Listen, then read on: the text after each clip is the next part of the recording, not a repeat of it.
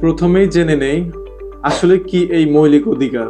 সহজ ভাষায় বলি, মৌলিক অধিকার বা ফান্ডামেন্টাল রাইটস হলো সেই সব অধিকার যা আপনাকে রাষ্ট্র দয়া করে দেয়নি, বরং আপনি মানুষ হিসেবে যেমন বাতাস ছাড়া যেমন বাঁচা যায় না, তেমনি কিছু অধিকার ছাড়া একজন নাগরিক তার মর্যাদা নিয়ে বাঁচতে পারে না। বাংলাদেশের সংবিধানের ২৭ থেকে ৪৬ অনুচ্ছেদে এইসব অধিকার লেখা আছে।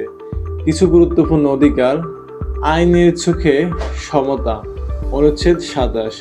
ধনী গরিব, ধর্ম বর্ণ নির্বিশেষে সব নাগরিক সমান। জীবন ও ব্যক্তি স্বাধীনতা অধিকার, অনুচ্ছেদ ৩২। গ্রেপ্তার করতে হলে কারণ দেখাতে হবে, আইনগত সহায়তা পাওয়ার অধিকার। চলাফেরার স্বাধীনতা, অনুচ্ছেদ ৩৬।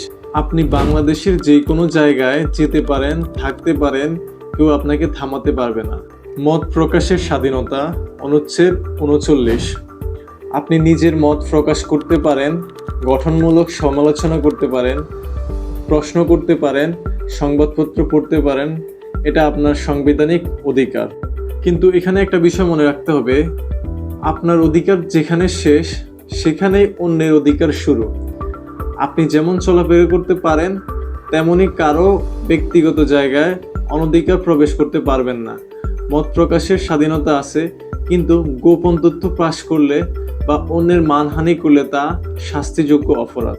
রাষ্ট্রের দায়িত্ব হচ্ছে এই অধিকারগুলো রক্ষা করা, আর আপনার দায়িত্ব হচ্ছে এই অধিকারগুলো জানা এবং সঠিকভাবে ব্যবহার করা।